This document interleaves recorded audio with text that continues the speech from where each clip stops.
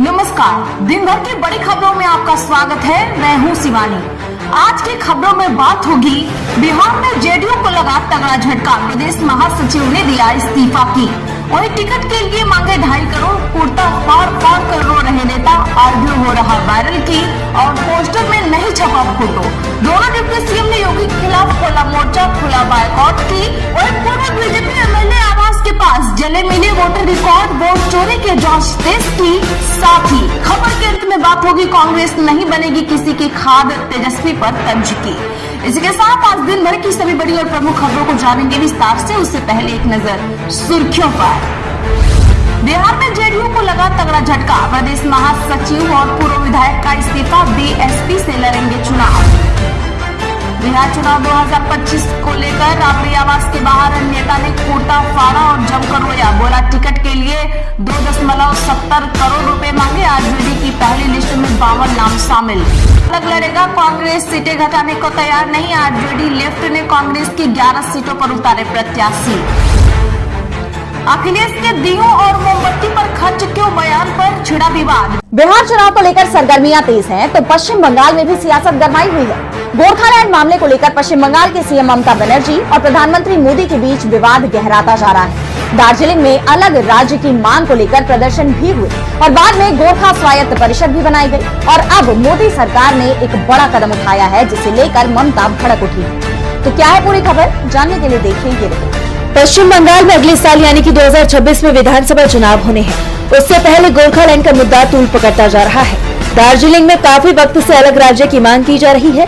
सरकार ने दबाव में गोरखा स्वायत्त परिषद बनाई थी, लेकिन यहाँ के लोगों में अलग राज्य की डिमांड अभी भी कायम है। अब केंद्र सरकार ने गोरखालैंड को अलग राज्य बनाने की मांग पर बातचीत को आगे बढ़ाने के लिए एक मध्यस्थ नियुक्त किया है।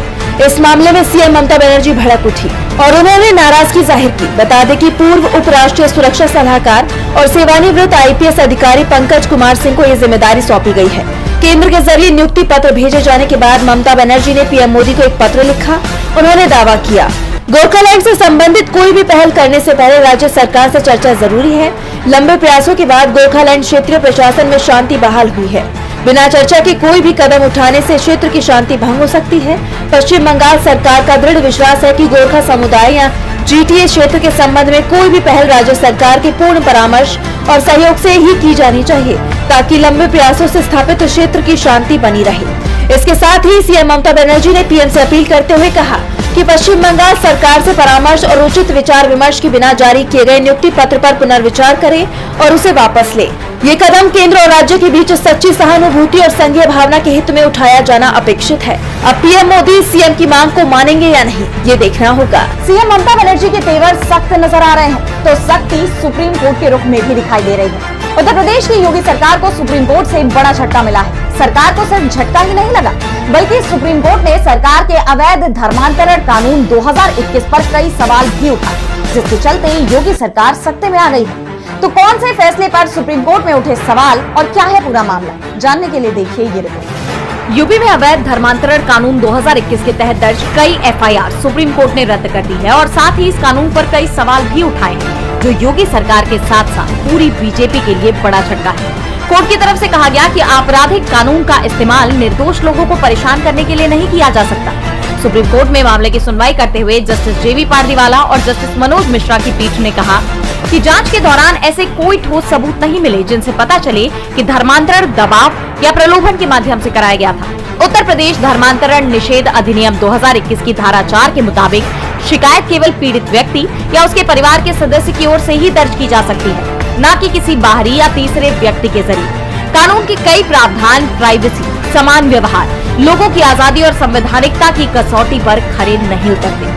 दरअसल ये मामला प्रयागराज से जुड़ा हुआ है, जहां Sam Higgin bottom university of agriculture, technology and sciences के कुलपति राजेंद्र बिहारी लाल और निदेशक विनोद बिहारी लाल पर जबरन धर्म परिवर्तन के आरोपों में मुकदमे दर्ज किए गए थे। सुप्रीम कोर्ट ने सभी एफआईआर को रद्द कर दिया और आगे स्पष्ट किया कि धार्मिक स्वतंत्रता संविधान द्वारा प्रदत्त मौलिक अधिकार है और राज्य सरकारों को चाहिए कि वे ऐसे मामलों में शिकायतों की निष्पक्ष और संवैधानिक रूप से जांच करें, ताकि किसी निर्दोष व्यक्ति को झूठे मामलों में न फंसाया जाए।